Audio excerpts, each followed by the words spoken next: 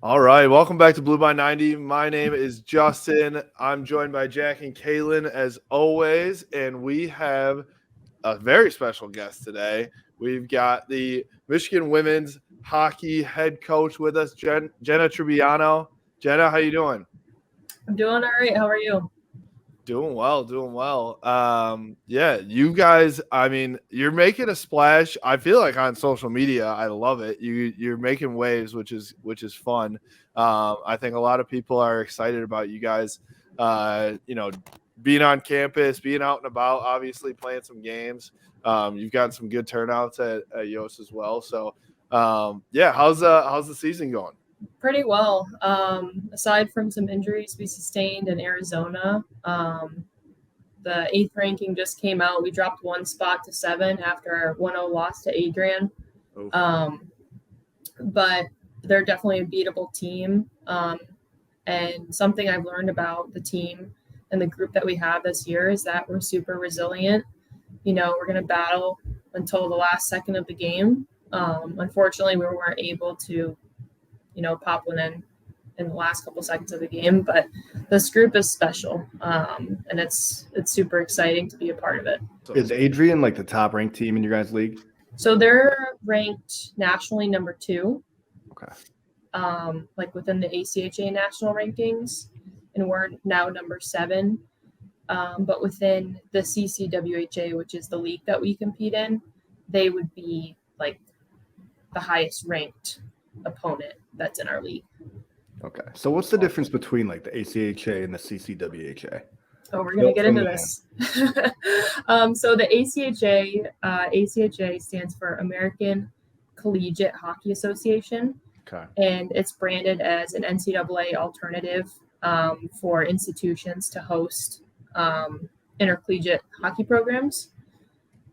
And the CCWHA is the Central Collegiate Women's Hockey Association. It's the oldest women's hockey league, and it was I think from the 90s. So Michigan State's in the league, we're in the league, Adrian, Indiana Tech, Michigan Dearborn, Concordia Ann Arbor, Penn State. So most of those teams are in our East Pod, and there's now a West Pod too, because it's just grown so much. So we've got 12 teams in our league, but within the ACHA, I think there's 4 or 5 different leagues. How's Concordia do? How do the Dirty Birds do in that league? They've gotten a lot better, and they're super strong now. One of the players that I used to play against now coaches their program, Maria Barlow. She's a goaltender, and she's done a phenomenal job just trying to grow their program. So it's super exciting to just see how strong all the ACHA programs are getting. Awesome. All right. I want to back it up a little bit and hear about you and just the whole journey to get to this point where you're at, where I feel like, you're probably all right, we got here, President Santa Ono is supporting you and helping out, and you've gotten a lot of support, and it feels like, all right, we've made it, but it's also just the beginning at the same time. But I want to hear I can only imagine how hard that you have worked and a lot of other people have worked to get to this point. So I want to hear about that. Yeah, it's super exciting. I'm not exactly sure where to start, I guess. I guess my goal when I came to Michigan was to just try to make a difference, even as a student, just creating the Instagram page, pushing the Twitter or Facebook page, which it's in Facebook jail again. Oh, no. They don't think we're legitimate, but we are. So when I was a freshman, I was this is a huge opportunity. Obviously, Michigan doesn't have a Division I NCAA women's program, but our team is the only women's hockey team on campus. So we have a huge opportunity to build something essentially from nothing. So I guess all of this really started back in, I think it was March of last year. I had tweeted something out, and I had never really used Twitter, but I saw a post about the $41 million scoreboard, and I just basically tweeted out well, this is what the women's hockey team gets. and it just kind of blew up, which was great. Just in terms of visibility for our program and the other club teams that are on campus. Mm-hmm. And then from there, it's just been like kind of just chipping away at trying to contact people, doing a lot of podcasts, like a lot of meetings. But social media has been probably the biggest driver of things evolving. And I think that President Ono, because he is so active on social media, I think that, you know, he's seeing things, other people are probably sending him things. So it's a huge advantage for us to have a great social media presence. No, I mean it is cool to see that, and I mean obviously we all love President Ono. Like he's come onto the spot. I don't know if there's been like a better like first month on the job than what he's done in terms of PR and being loved by everybody. So it's been pretty awesome. But yeah, I mean the support of you guys has been cool. It's been cool to watch you guys, you know, on the come up here, and now you know playing well too. Like that's the thing too. Is not only do you know get support and all that stuff, but you're killing it too. So how'd you like? I mean, how do you recruit? How do you know when you as you're building a program from scratch, right? Like, how do you even like give us your pitch? All right, we're recruits. We're out there. You got to pitch us to try and come play for you at Michigan. So it's a little complex. I will say that because we don't have any pull in the admissions office. So the first question I would probably ask is, tell me about your grades. Uh-oh. I'm out. All right. We're probably out right now. Yeah.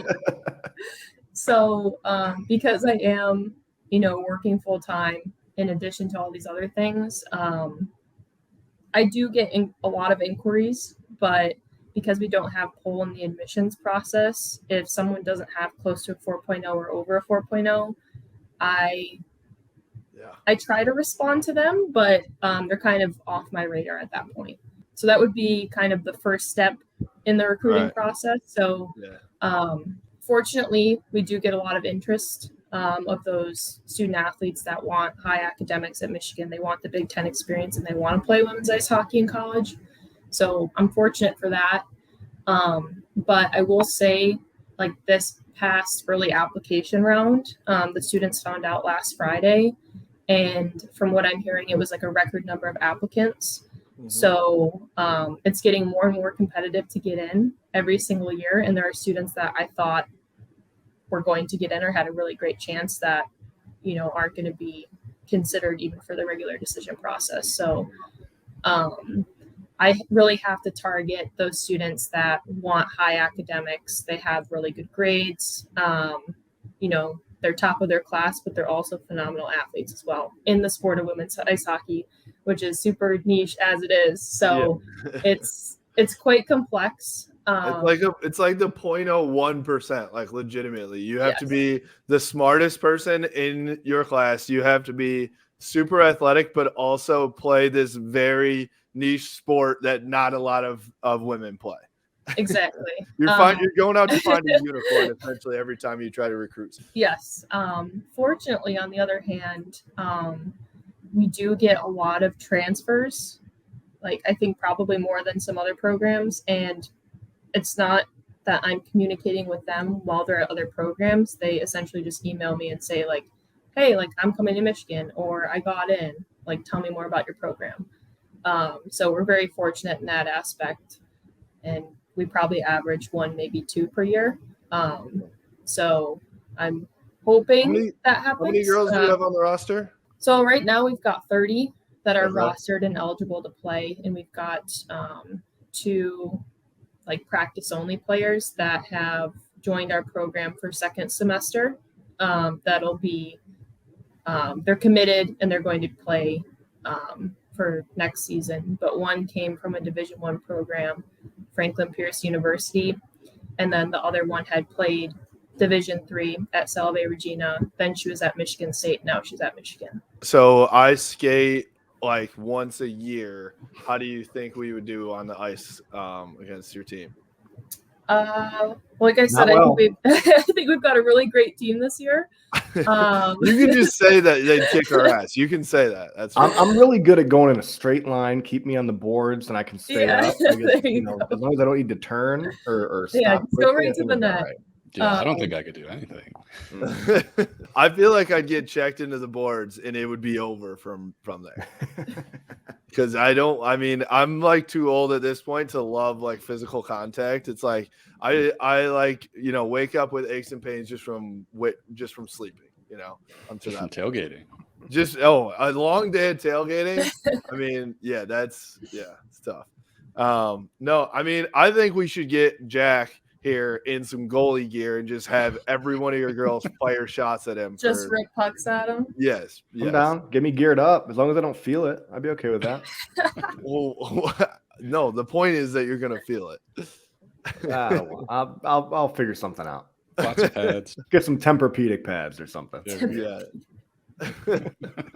That's great. What about you when you were in your playing days? Were you a star? I would describe myself as a power forward. I was never like the most skilled or the most talented person. The enforcer. Yeah. I like to go to like the dirty areas of the ice, like the corners, the front of the net.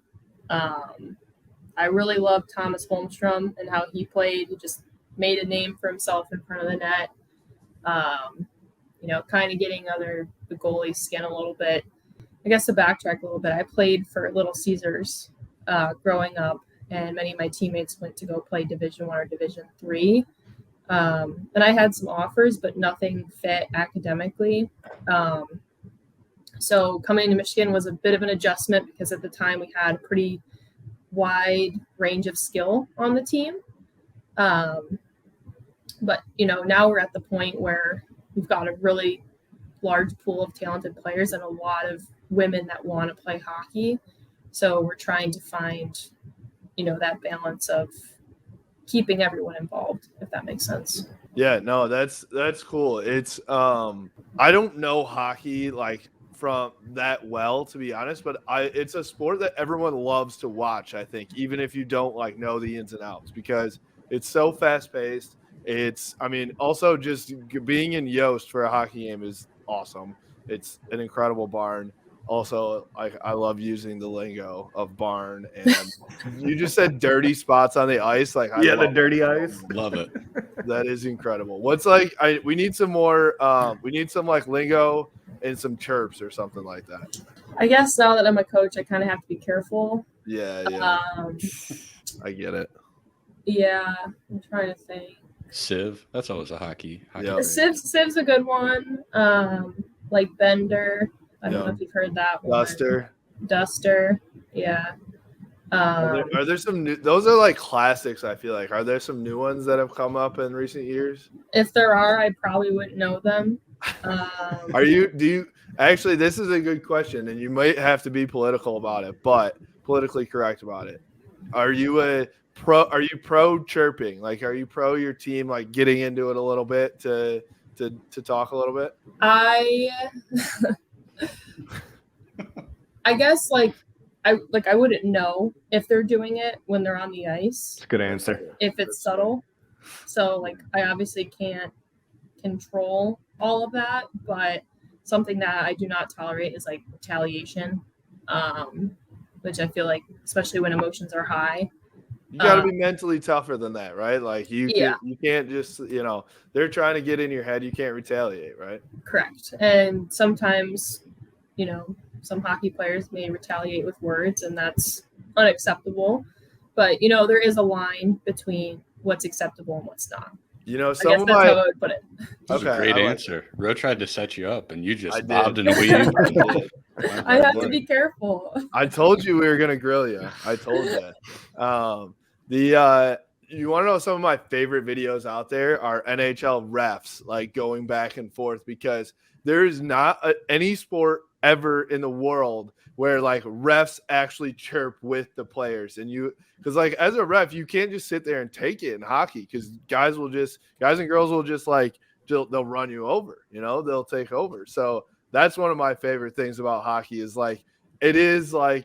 it's just a different environment where things are okay or like acceptable and more than like in basketball, like nowadays in college basketball, you get teed up like for looking at a guy wrong, where hockey, I love that they still like you still can have a little bit of that. There's definitely a little bit of flexibility. But yeah, it's fun. I was gonna say you guys have a nice stretch of games coming up, right? I think I saw somebody post something today. Might have been you. You guys have senior day on Sunday, right? We do. So we've got practice tonight, practice tomorrow. We've got Friday off. Saturday, we're going out to the west side of the state to play Grand Valley for home and home. So then they're coming to us on Sunday, which will be like our senior night. So we're going to celebrate our 8 seniors, which is pretty exciting. So if we wanted to go to the game, do we have to buy tickets somewhere? Like, do you buy tickets or is it free admission? What's the deal? They, I believe what we're doing now, like if you have an M card, it's free admission. Otherwise, it's just $5 at the door. So senior day is a big one. Then you got Concordia at Yost. Row. We'll have to head to that one. All right. Maybe, straddle the line, root for both teams. Yeah. And then real big game against MSU. Are you guys planning any sort of tailgate that weekend, or should we get that going? I think what's the plan with that? Should. Yeah, I don't know if I can plan anything. I'm focusing on the game and the outcome of the game, and our game plan and our strategy. But if you all plan something yourselves, I support that. I support that. Love that. All right. Well, I love a nice hockey tailgate. We can work with the Maze Rage and the Children of Yost, I think, and we can get something rolling. That'd be fun. The Children of Yost are one of the greatest student sections ever in the country. I'm in full support of them. I'm sure they're in full support of you too. If they have people that have come out, like I haven't met anybody, but again, like I'm on the coaching side of things and just trying to like ensure the game day operations go as they should. But I would love to see the Children of Yost come out, especially for a game against Michigan State.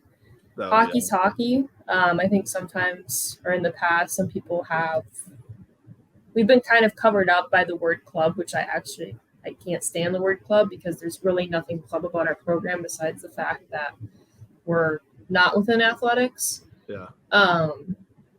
But yeah, I would love, if that's something you can help coordinate, I would absolutely love that. We actually have a student, one of our seniors, she was actually in the Michigan marching band. So I think she's trying to get some of the the athletic band members to come out as well. Love it. All right. We'll get something going for sure. Deal. Perfect. Thank you. Appreciate that. Yeah. I do have to ask you, what's the game day fit like for you as a coach?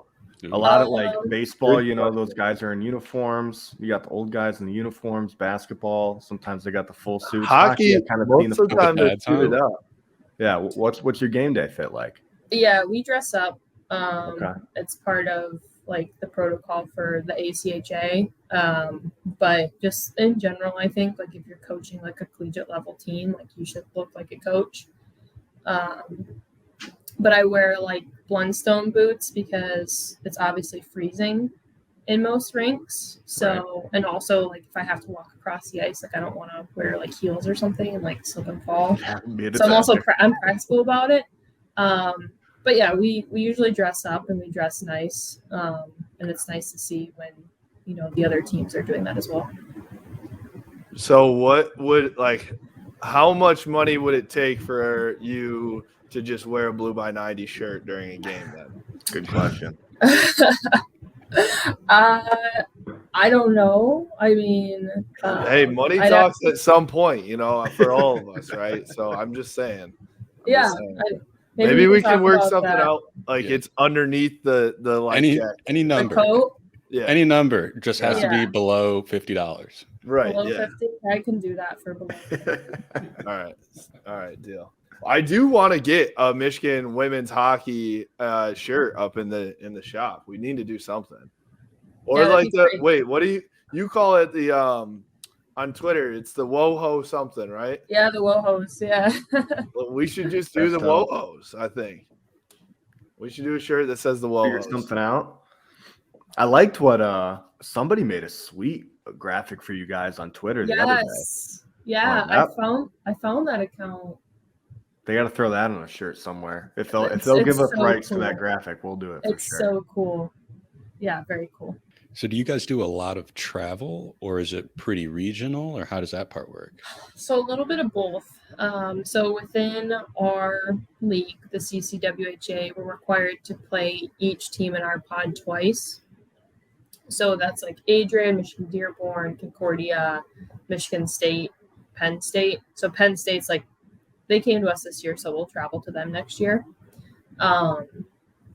And then we cross over into the West Pod for 2 games, depending on the year. So this year it was Grand Valley and then Indiana Tech. But we try to do home and homes when we can, so then we don't have to pay for a hotel, because obviously that adds up. And then this season we went out to Utah, to Salt Lake City, to play a 3-game series. We played Montana State, University of Utah, and we played UMass Amherst, who had also flown out there. And then earlier this year in January, we went out to Arizona and we played Grand Canyon University and ASU twice. But in terms of scheduling, it's me communicating with other coaches about like who wants to play, when they have availability. So like some teams, like some varsity programs that we pay, they might have written contracts, but for us, it's so hard for us to get ice time anytime before like July or August until the Big Ten schedule comes out for the men. So like I can't commit to anything usually. But yeah, I say we do a good job at trying to keep our travel moderate, but when we do travel, you know, it's somewhere fun, it's somewhere exciting for the players that maybe they've never been before. Should we talk about the ice time thing? We need to. I'm like going to start picketing outside Yost to get you guys better ice time. I think that there's definitely room for a conversation, and I'm hopeful that a conversation will happen soon about it. But yeah, I think there are ways, in addition to ice time too, to just improve, you know, the team and the player, like the experience for the players, because that's, you know, what it's all about. So another very good politically correct answer. This is fantastic. Yeah, you're just putting on a clinic for the PR right now. It's great because I definitely have a PR manager, which does not exist. So that's amazing. That's amazing. So I do like, I mean, you gotta, I think we should just we should do a like pregame interview and a postgame interview as well. Maybe some intermission stuff too. Can we come do that at a game? It's on the ice. Yeah, we can come up with some ideas, like in terms of the accessibility at Yost. So we actually rent, like when we can, the men's like south visitors locker room. So like we're on like the opposite end of the building. Gotcha. Because we pay to rent it because otherwise we're like on top of the other team and there's just like not enough space. Yeah. So I think it's like $100 per game. We like pay to like rent that space so that like, it feels more like our locker room, our space. You know, we're not running into other players, other coaches. So otherwise, you guys are sharing a locker room with the other team. Essentially, yeah. I don't know if you've been to Yost, but like the community public locker rooms are like very small and like close together.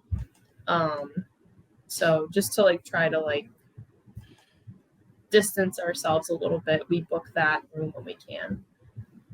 Okay, let's talk support then, because it sounds like you need some extra cash to get all this stuff done, correct? So I'm on your website right now, and it looks like you can support right on there, right? Yeah, there should be a link on there. We also have Giving Blue Day coming up on, I think, March 15th, which is like the university-wide giving, day of giving, I guess. Like there's challenges. So we're working on some strategy for that at the current moment. And that'll probably be like our next like big push. Because in terms of fundraising, like, you know, the restaurant fundraisers are great, but in terms of like our budget, like it doesn't necessarily help us. Like it might cover like, you know, half a practice, but we have so many practices that it's so nominal. It's like, it's just, is it worth the time? Is it worth the effort? So I think of those as more like community outreach events, if that makes sense. But yeah, like, we're obviously like a self-funded program. Any financial support, is appreciated. It's used to better the program for the student athletes. And just like in terms, like, if people aren't able to support financially, just like coming to games, promoting our content on social media, like interacting with it, all that is so valuable for us, because maybe somebody sees something they've never seen before, like someone in your network sees like, oh, like Michigan has a hockey team, like women's hockey team, like that's cool. And then they know someone that knows someone that knows someone.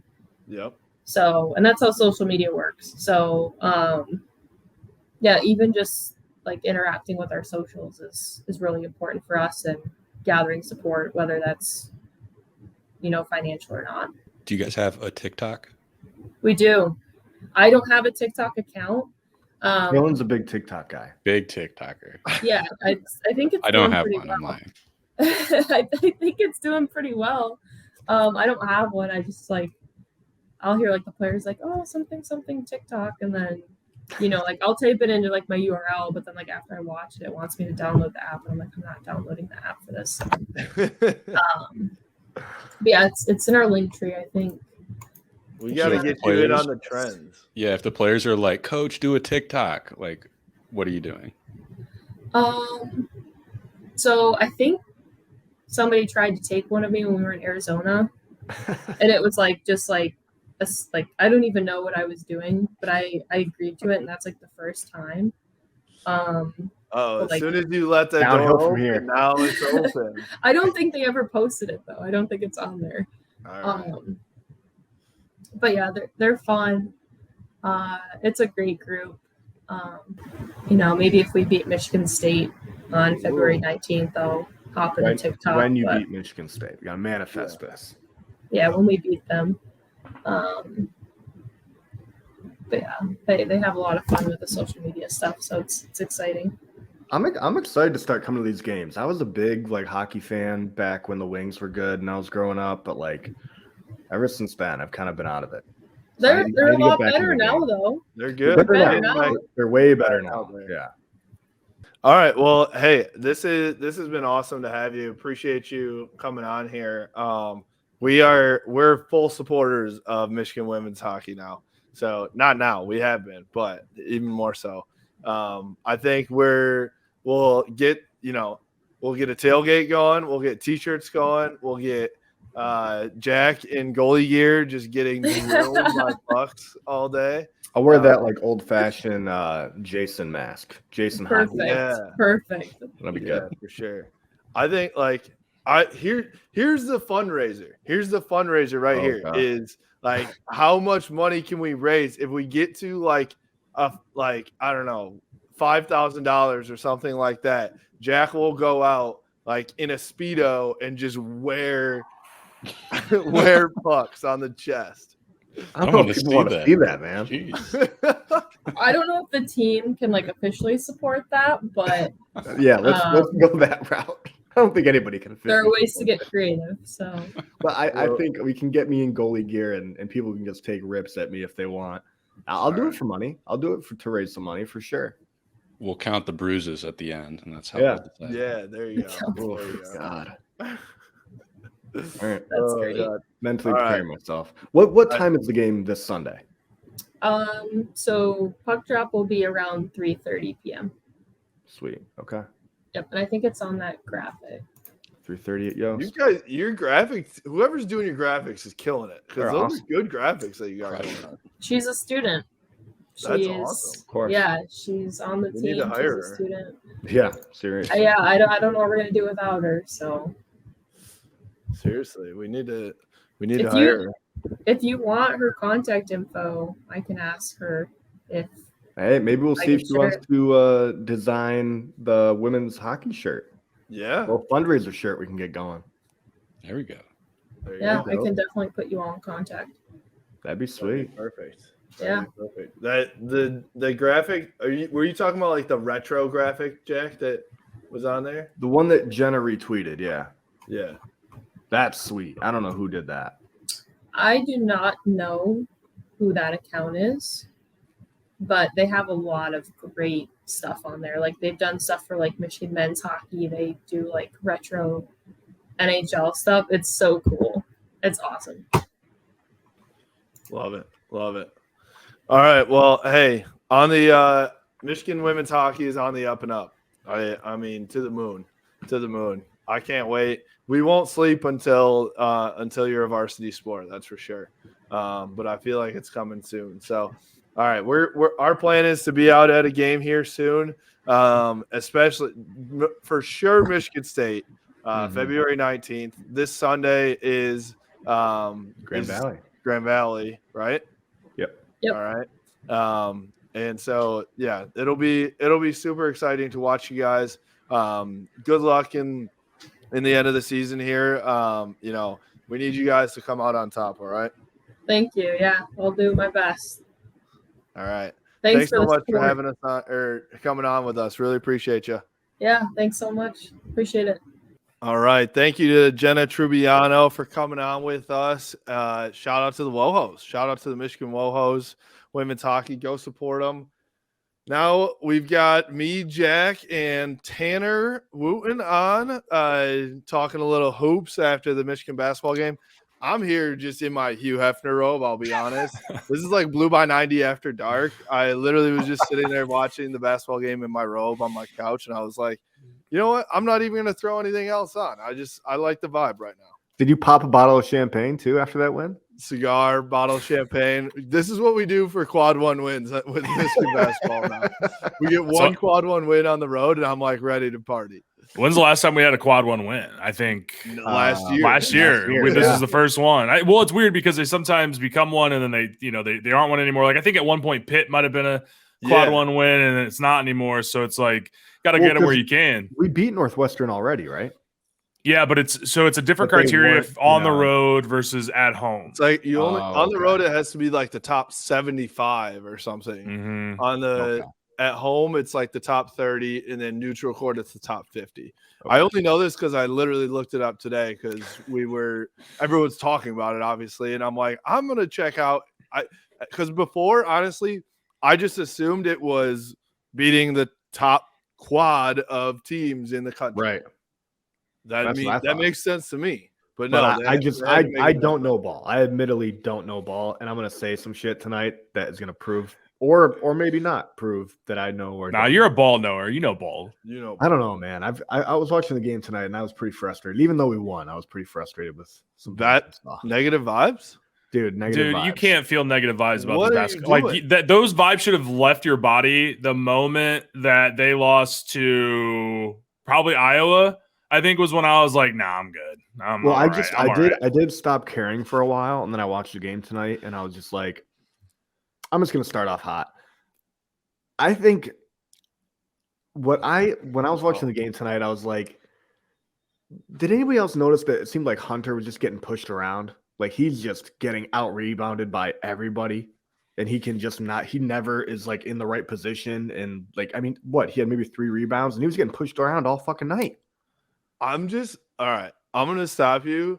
I will refuse to talk negatively the one time we have a chance to talk positively about Michigan this year.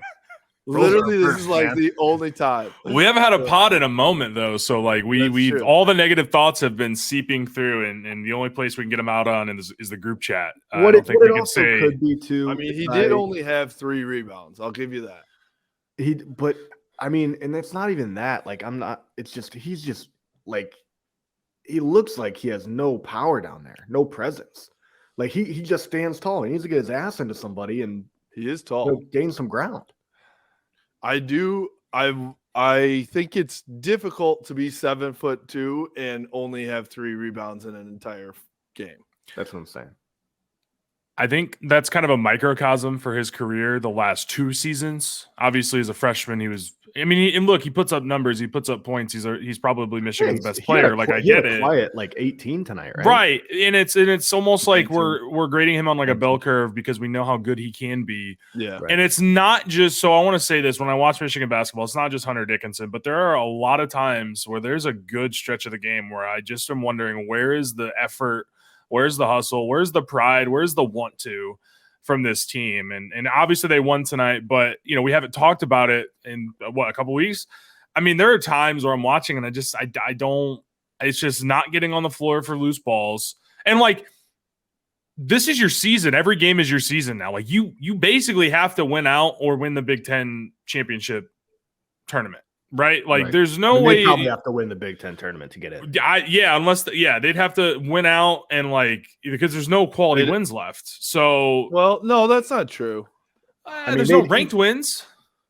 I mean, they like you said. I mean, there's some quad one wins. I don't know what that Big Ten tournament. I mean, either way, they got to get hot. Or they got to stay hot. I mean, because they're 12 and 10. Like they're 1 or 2 games away from 500, right? So it's like but we're on a 1-game win streak. So you really don't straight up. I didn't mean to start it off on negative vibes, but it's fair because we haven't had a podcast or I haven't been on a podcast in a minute, and there are a lot of thoughts that I have about the basketball program at the moment that are not the nicest things that I have to say. But it's great to get a win on the road, a quad 1 win. We haven't seen them do that at all this year until tonight. So good win. But there's just unfortunately 5 to 6 to 7 games that they let get out from under them that maybe those games go a different way. We're talking about this team in a way different light, and it's just been the same story all season. Unfortunately, I will agree with that 1,000%. Like if that Iowa game goes differently, if a couple different games, like obviously you can't lose to Central Michigan at home. Like that's a tough one. Best team in the MAC. I will say too, like it was tough watching that game at Penn State where it felt like nobody cared, right? So that's where I will say, like, I did think, to be honest, Northwestern played very bad, to be honest, which helped us. But I enjoyed seeing them like care. I did enjoy. Kobe Buffkin had almost a triple double. Yeah, Kobe and Doug, man, I love those guys. The backcourt's been fun. He will do all right too.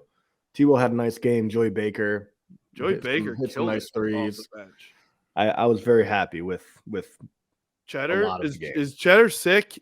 I think he's got to have something going on. I don't know. I don't understand why Yo-Yo got his first Yo-Yo. He was real minutes of the year. Get that confidence going. I don't recall that, but I've been multitasking, so that's on me. But I'm cautiously so. I have a lot of concerns about this season and some of the stuff last season, but I do think there's an opportunity to turn around with the young talent that they have, the potential in the transfer portal. The recruiting class is not big, so I don't know who's all staying, who's all going, but I do think there's an opportunity to be a lot better next year, and it's not like that's much of an improvement, but I'm not completely out on anything with this program at the moment. I just think there's a lot of young talent that I am excited about. I'm excited about Kobe Buffkin as a junior. I'm excited about Doug McDaniel as a sophomore. Terrace Reed's going to be a monster. I thought he changed his whole free throw routine and he was just going to go for bank shots, but I think he just missed that poorly. He just needs to do the Rick Barry, man, granny style. That thing. Well, anything. Just do the granny style, man. Anything. Why not? I mean that's he will need to do that. Otherwise, they'll just hack him forever. Yeah, 1,000%. But he is so large. Like he might be only shooting one free throw because he'll get an and one on literally everything because he's that strong. So I think Jack, you were talking about Hunter getting pushed around, and I agree. I think Hunter's big. I don't think Hunter's necessarily super strong. Terrace Reed is strong as he's a man. Hawks. And he's like 18. Yeah. But even we've seen what happened with Edey. You see what happens with a lot of these guys when they develop throughout college. I mean, this guy's still super young. Yeah. But this time next year, I mean, he could be pushing people around like crazy when he knows what to do with his body. And to get with Cam Sanderson. Oh, Cam probably Sanderson. He hasn't had a full year with Sanderson yet. Sanderson's got to be licking his chops getting that kid in for the summer. Can you imagine? I mean, some of the transformations he's done with some of the guards, some of the backcourt, and now to have somebody that you can mold and really be just a monster. Like I bet he's just salivating. I'm pretty sad that I don't believe that we'll have Jet Howard next year, because I think he'll be a first rounder. He's got like a lottery pick. They have him going like top 6. Yeah, I wouldn't. Yeah, I mean, you watch him, and I said this during the Purdue Fort Wayne game. I mean, the kid's just got NBA game. He's got the step back. He's got the hezzy. Like he gets to the mid range and gets a pull up. He can get to the rim. Like he has exactly what they're looking for. Yeah, that's exactly what they're looking for. He plays defense like I play defense. I'll be honest with that. Like good thing the NBA is a shootout nowadays, right? Yeah, right. Well, and honestly though, too, like defense, I think takes a lot of time to learn. And I mean, obviously his situation is a lot different from a lot of kids who come in. I mean, his dad played in the NBA for 20 years. He played at IMG. Like, I'm sure he's been around some of the best coaches in the world, but like, I think that's something that will probably get better in the NBA. For as little defense as it seems like they play, I think that he will. I think he'll be good. Like I've been an NBA hater for a while because of that, because I'm like, oh, they don't play defense. But then like I talk to a lot of like guys that are like actually in basketball, and like they're like, the reason that it looks like we don't play defense is because that guys are that good on offense. Like it's literally impossible to guard them, which I understand that. You guys ever been in an NBA game? Like, yeah. I went, and this was before they were the Warriors, but I went to a Golden State Warriors, Indiana Pacers game, and I was watching the warm-ups. And obviously, it wasn't Steph, it wasn't Clay, it was Andre Iguodala, who's probably like a career 36% three-point shooter. Yeah. 50 in a row. I was amazed. I was like, there's no, like, you mean to tell me this is Iguodala? Like Max Kellerman, Iguodala? So like, here's a story. So a few years back, the Pistons actually came and practiced at Chrysler for like a practice. So they're in the player development center practicing. I was fortunate enough to go watch them behind like the scenes there. They literally this is not an exaggeration. It's like back and forth, and nobody misses.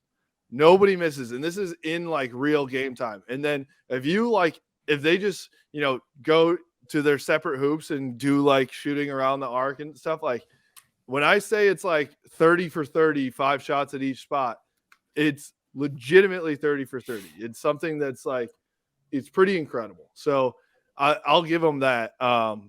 But I think Jet probably needs a little bit of growing up still to be like, I don't know that he's going to be like a rookie of the year next year or anything. He might even spend some time in the G League, but Wembanyama, but yeah. Wemby to the Pistons, hopefully.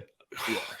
But I think that I do think that like if you can shoot like he can, then they'll find a spot for you. They found a spot for Duncan Robinson because of that. And Jet has a smoother shot than Duncan Robinson and can shoot. He can get his own shot better. Like Duncan was just a pull-up specialist or a spot-up specialist. I think Jet has like a quicker release and like can shoot off the dribble. Well, his step back move is fantastic. When he puts the ball on the deck and then he steps back and gets his shot and creates just a bit of separation. I mean, it's money. Me, Jack, and Kalen were at the bar watching the Michigan State game, and like every time he did that, I was like, it was going in. He was the only guy getting really anything going that game. It felt like he's a bucket, man. He really is. Yeah, absolutely. So one other guy, Jack, I think you mentioned him, T. Will. This game, 7 points. 10 rebounds and 0 turnovers, 0 turnovers and 1 foul. Beautiful. That's a great game. That's all you need from Terrence Williams. If he could do that every game, we would be a completely different team, in my opinion. Yeah, if he can rebound, great.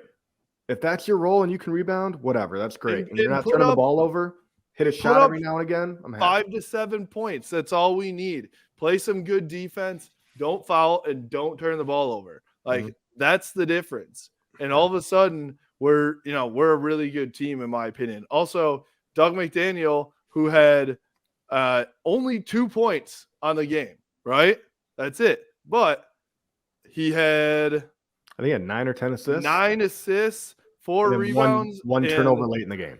I think. No, 0 turnovers. It's Really? showing here. So I don't know if they misdid it, but like, I mean, that is really good point guard play, and especially when we're scoring, when other guys are scoring. Like, I know he shot pretty poorly, 1 for 7 from the field, but like, you know, if he can create stuff, which I think he was doing, then you don't need to score, right? So. He shoots the 3 ball like I do as well, where I just don't jump. He just like he doesn't jump at all. I'm like, dude, you're 5'8", you gotta jump. He needs that AI jumper where he's just fucking skied up there before he lets go of it. Exactly. Also confirmed, Will Cheddar did have the flu. That's why he wasn't on the bench in the second half. Could have been a flu game. Could have been what I said earlier sounds dumb now, but he still should play more than he has in past games where he did not have the flu.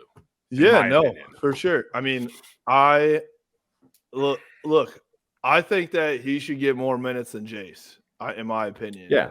Oh, probably. 100%. Yeah.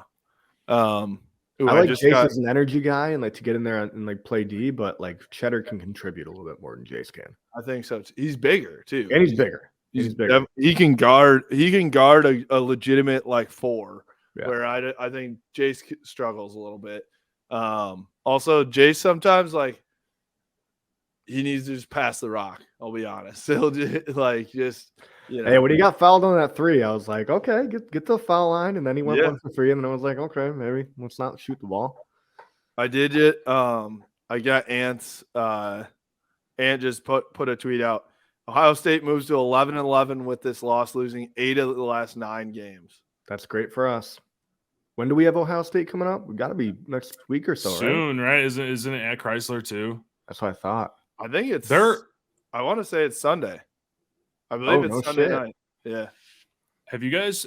This is completely shifting gears. Yeah. Have you guys talked about the hockey game in Cleveland against Ohio State? No, we haven't at all. Well, that's the 18th. That's Winterfest weekend, isn't it?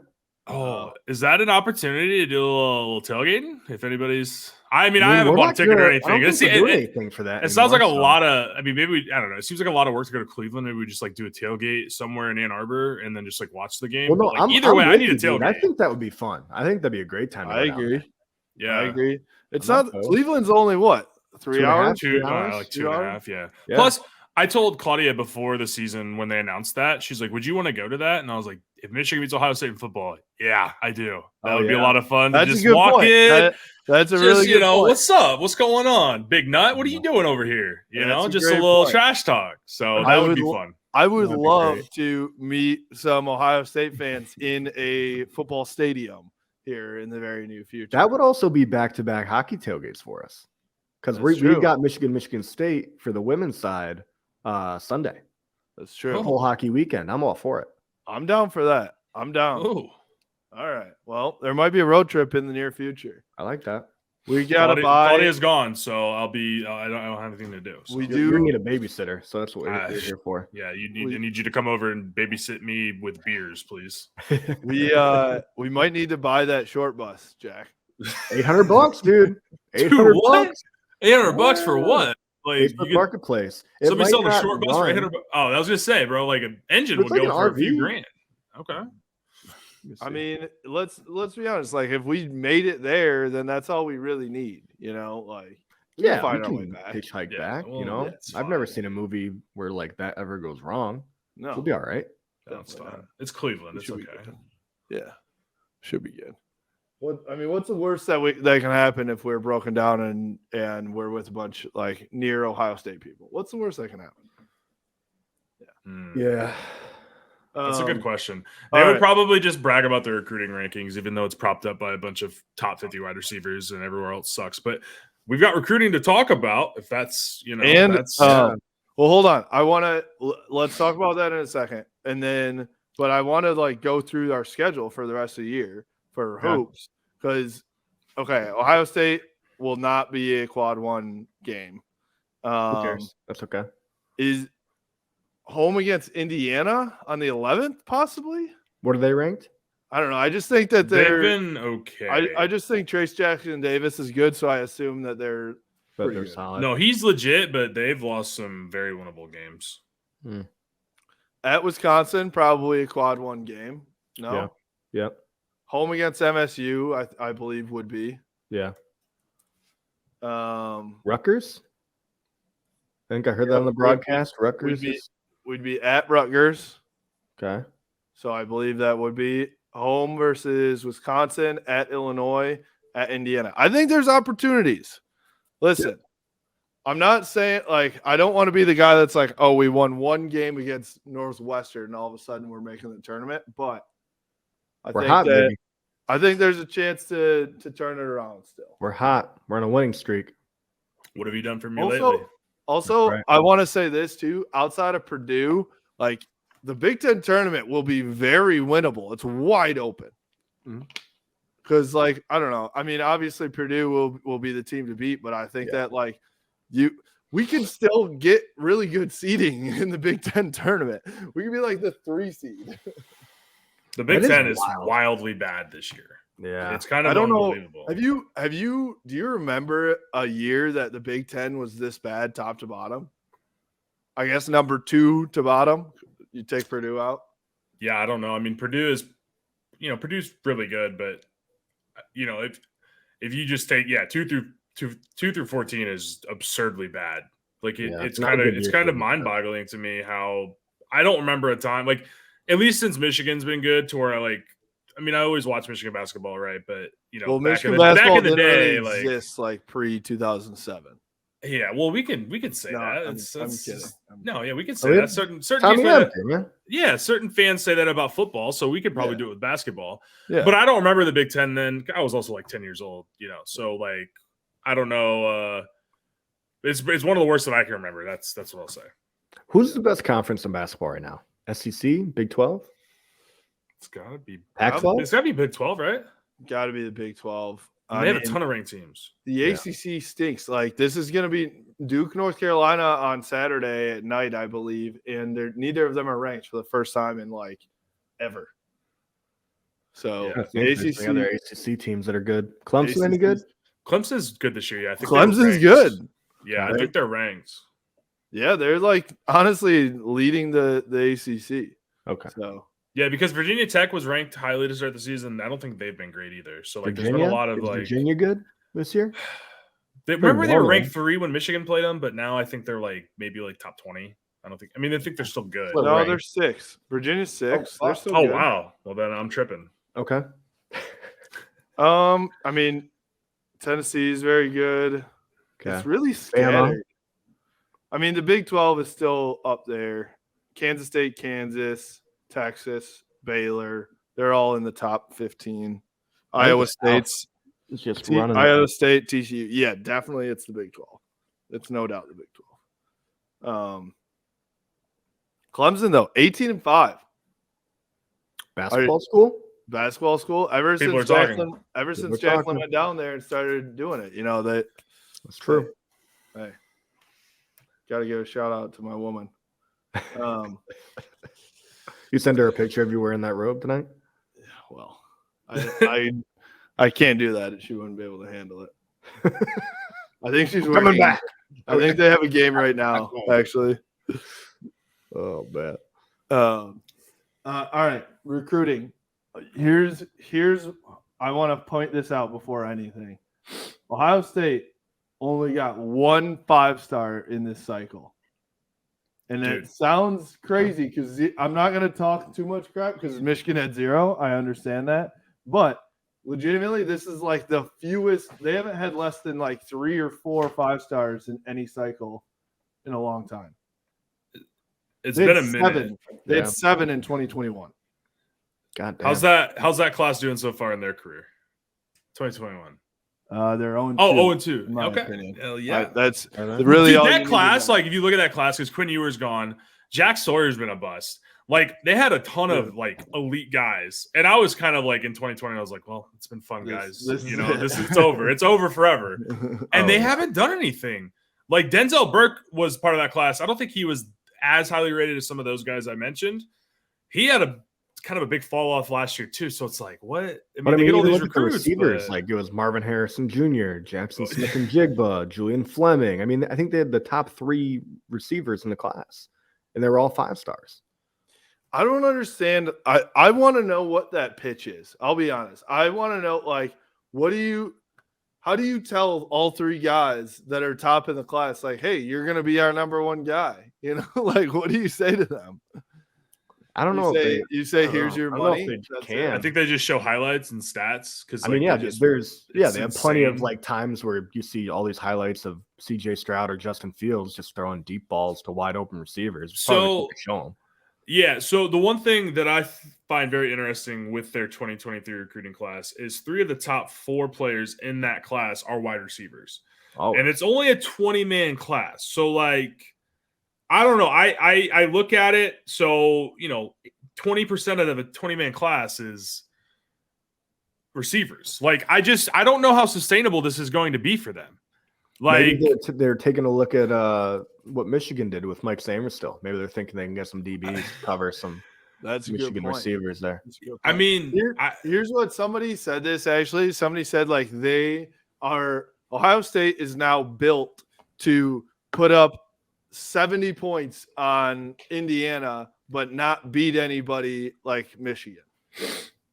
Yeah.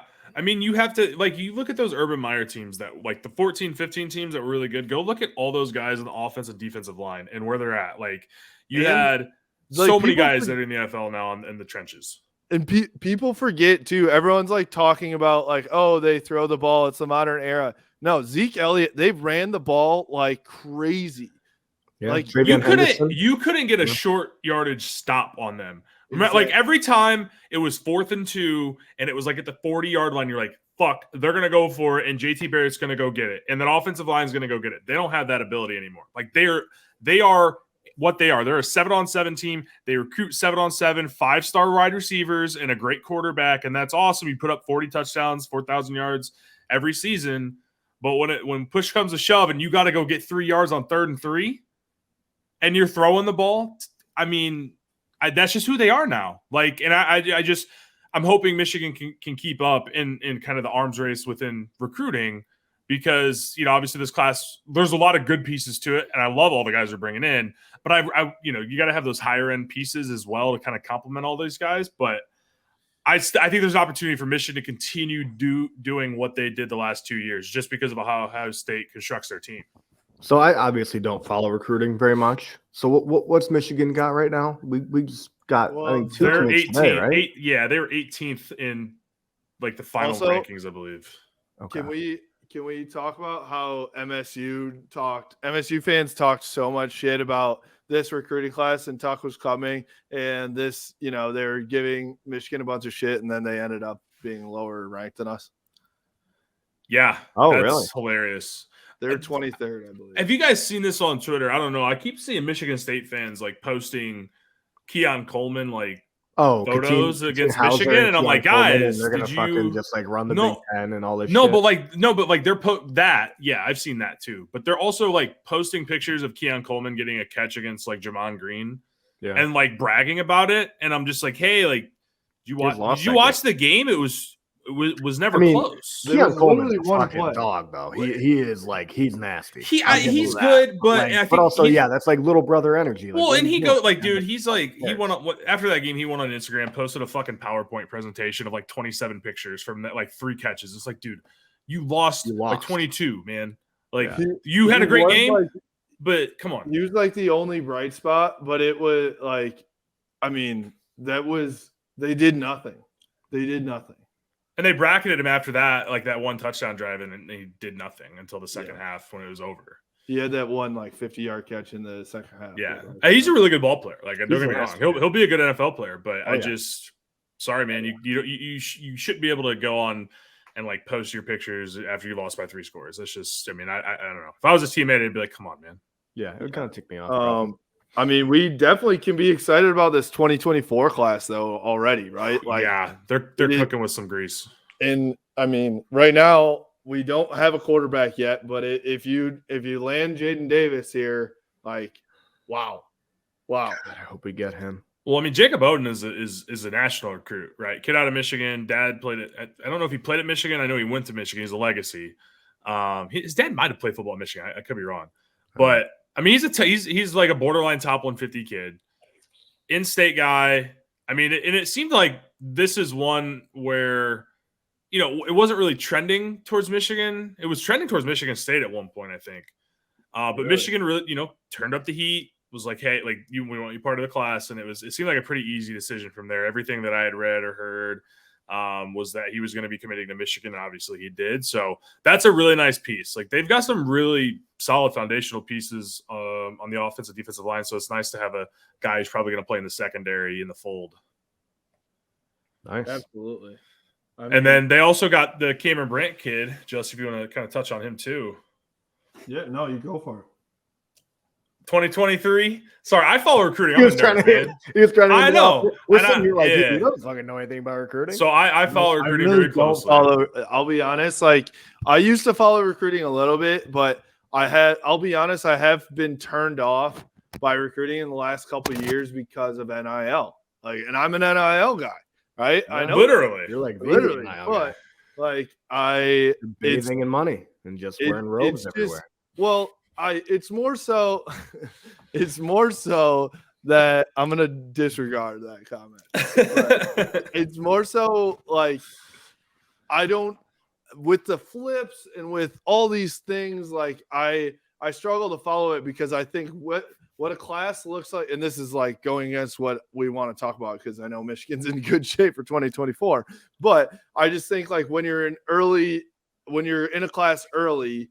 Right now, it's tough to know what that class is going to end up with because we know like every single one of these kids is still getting calls from Miami and all these other places. Like, all right, we'll up your offer, blah, blah, blah. Like all this stuff. Like that happens every day. And so that's turned me off a little bit. But anyways, go on with Cameron Brandt. Yeah, I mean, former Stanford commit. Once David Shaw stepped down, he kind of opened his recruitment up, visited Michigan, and you know, I think he's a kid who I don't know if it's necessarily the same play style as Chris Jenkins, but I think maybe like a similar profile as far as recruiting ranking goes. He's borderline 3-star, 4-star. He could play outside, inside. Like I really like that pickup a lot, especially after they lost the commitment of Collins Achiampong, who committed to Miami. If you guys remember him decommitting in December. So, you know, it's a solid class. Like it's a really solid class. They just, you know, they missed out on Nick Harbor, who goes to South Carolina in one of the weirdest recruitments maybe I've ever kind of followed. By the way, that was to the night before Oregon, no doubt. Yeah. I know that from incredibly good sources that he was like, yep, I'm going to Oregon. And then I don't know what happened or what the offer was from South Carolina on that next day, but it had to have been massive. I think his girlfriend goes there. I could be wrong. But I'll tell you what, it was like I was told by people that talked to him specifically the night before, and it was like, yeah, I'm going to go to Oregon. I mean, yeah, especially as a football and track guy. Like, that's like a dream fucking school, right? And it's been he's said himself in public and in private too, like he almost wants to be an Olympic track star more than a football player. Yeah, I think that's pretty well known. And that's what's going to potentially hinder his football career if he goes that path. Because if you look at him, perfect edge rusher. I mean, like David Ajabo on steroids. Built like a type B.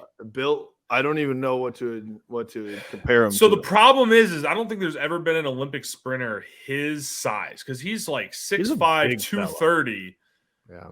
So he's going to have to pick one or the other. And the Olympic stuff, like, he would be one of the heavier guys to ever qualify. I know. I know. He's a freak athlete, but I don't think if he's going to play receiver or tight end, he's not going to make this. He's just not a natural pass catcher. I would also struggle, brother. I do think that he, like, if I was him, I'd choose just running rather than getting beat over the head. Instead of getting beat up the next 15 years. Which is why he should have went to Oregon, right? Like it doesn't make sense. Like you go to South Carolina, their Under Armour, like even in just like the track world, that's not like you go to Oregon, like they what are we stink talking at about? Adidas, but Yeah, they're like dead last in the SEC. Yeah, I don't get it. I mean, well, I do get it because I think the NIL offer got too big to ignore, and it's like, oh, like even if this doesn't work out, you can go here for 3 years and make ridiculous money, and then chase whatever dream you want to after that. I think is the case. Did you hear any news on like the NIL stuff that he's getting that you can talk about? No, I mean not really, to be honest. But I don't know what the offer is, but I know that I do know that both Oregon and South Carolina was in 7 figures. So, God damn, it's just crazy what it's all turned into. But yeah, I don't know what happened on that last day. I'll tell you that right now. So, but either way, like I think all right, we put the 2023 class aside for Michigan, and also you think about the transfers that came in, which helped that class tremendously, like help fill holes. Let's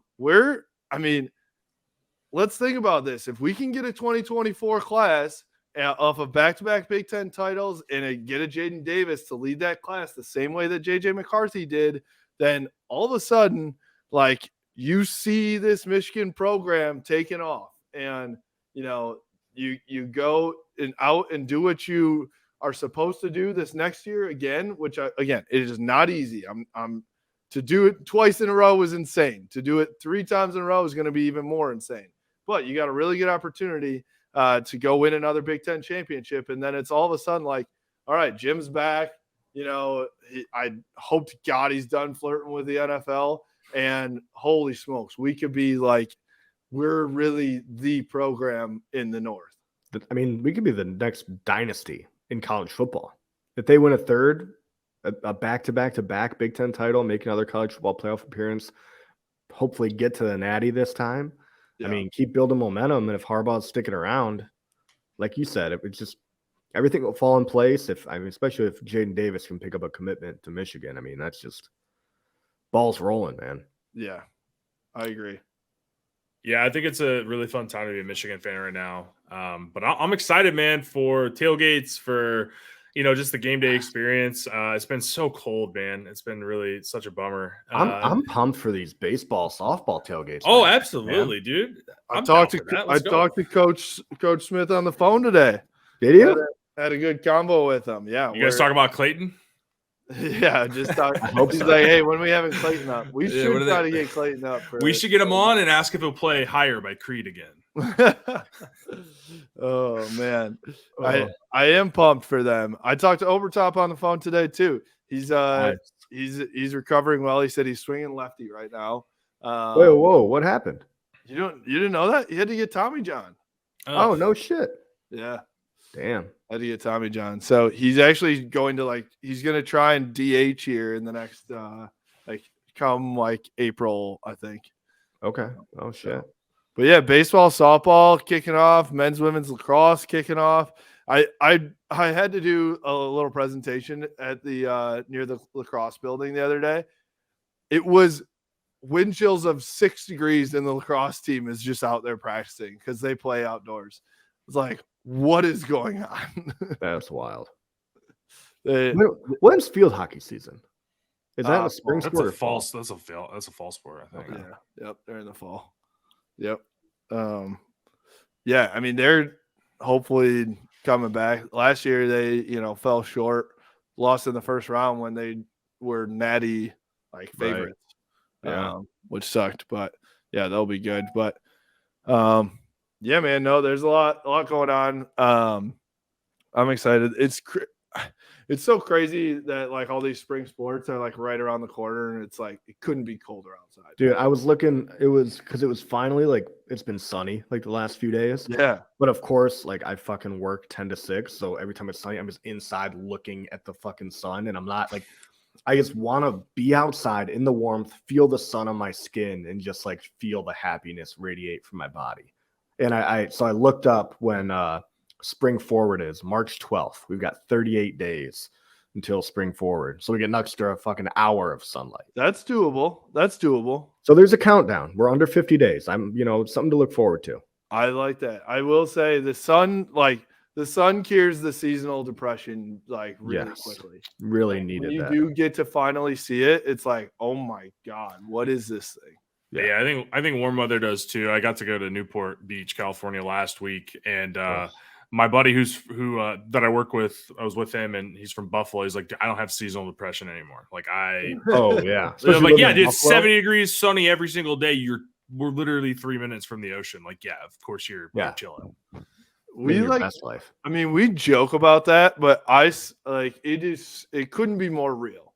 No, it's fucking real, dude. Yeah, it's real. I don't think people that don't live here or Midwestish, whatever, that people don't understand it. Yeah, no, when it's just gray skies at all times. Like, I think Grand Rapids like set a record. It was like over a month where they didn't see the sun. Yeah, well, I saw some news report where it was like the last 30 days. It was like 0.01% of the time there was sunshine. That's like there's no way. I'm good, man. Yeah. All right, we're the countdown is on though. The countdown is on. Countdown's on. Yeah. So we've got tailgates coming up. We've got spring yeah. sports coming up. Yeah. Spring football's coming up. Spring football, yeah. I mean, we're what, 2 months away from spring game? Yeah, we're starting. It's coming up here. We're starting to do some planning. So it's like there's some things on the horizon here. I think, which means that I think that like spring practice starts probably in a couple weeks. Probably in a couple weeks. Yeah. Well, yeah, probably. It'll be in March, I think. It'll be like early March, mid-March, something like that. Yeah, I see the fellas are getting after it though in the conditioning right now, so that's good. Yeah. Mm-hmm. Yeah, man. They're hungry. They are super hungry. And some of these new guys are awesome too. So I think I said this before, like it's really incredible how we just keep getting good people in that building. I don't understand it. I mean, culture builds culture. Yeah, exactly. So yeah. All right. Sounds good. Well, hey, Michigan Hoops. Don't let us get hot, baby. Don't let us get hot. Don't let me get bought back in, man. That's the real thing. Is like they're reeling me back in, and I just know what that means. But Ohio State at home on Sunday. Hey, blew out the Buckeyes. Shout out Linfield, leading that maze rage. So it better be a good environment on Sunday. Killing it. Go bars are open at 11, right? On Sunday, 11 a.m. noon, something. You can go. Gotta be. Yeah. At least brunch. Yeah, there's brunch spots and stuff. Go get some booze early on. Go get some bottomless mimosas. Head to Chrysler and let's beat the shit out of Ohio State. Hey, it's the first weekend after dry January, so people are going to be letting after it. I know, dude. I haven't drank since January 2nd. I was just about to say, should we just do a tailgate for the Ohio State basketball game? Michigan Ohio State basketball game? I'm absolutely down. Yeah, I won't be back from shredding the slopes, but I'm just every weekend, dude. Yeah, I shred the gnar. I'm all about the pow. Do you wear a shirt when you snowboard, or is it just like snow pants and then you just? I usually am robe and I just go. That's why I asked. I was like, I assume that's what you have, and you're just gonna a have bottle to of champagne, and you might have to like blur that out. NSFW on tag on this. I know. I wish you had more chest hair. I don't have any chest hair. I got you're smooth like a baby. Patch right here. Yeah. This seems like I'm revealing too much. That's okay. Some might say this is going off the rails. There's no nipple. You're all right. It's fine. Oh, if this is going off the rails, then I don't know what to call some of our other podcasts. Oof. Yeah, we've had some rough ones. I was thinking about that today. I was just like, man, we've come a long way. We've really toned it down. Tanner, we should actually do like a listen to some of our first podcasts. Oof. That would be fun. Those COVID ones, man. I mean, I'm not kidding you. I would finish the 6-pack of beer in 40 minutes. Drunk. And there was nothing to do. It was like March of 2020, and everything in the world was shut down. And we're like, let's talk Michigan football.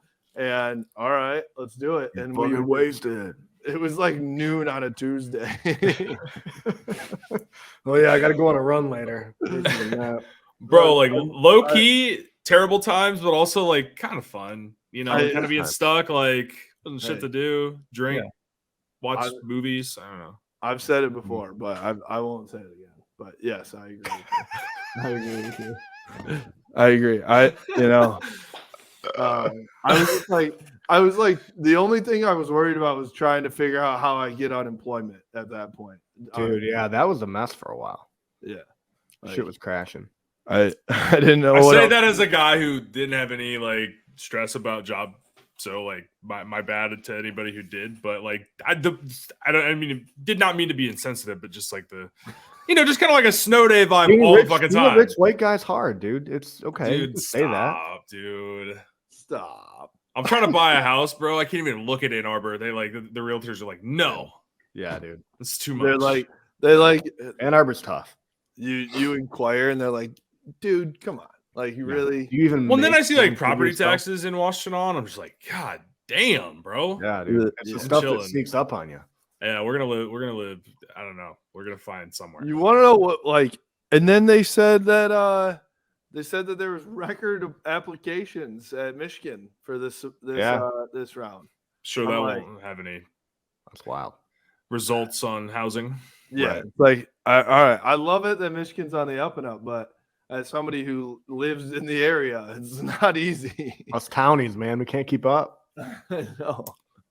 All right. Well, we'll check back in with you guys next week. You can follow us at Blue by 90 on Twitter, Instagram, Facebook, at Blue by 90 Podcast on YouTube and blueby90.com. We appreciate you. Go Blue. I almost Go Blue. You just roll that shit off. Dude. That was like incredible.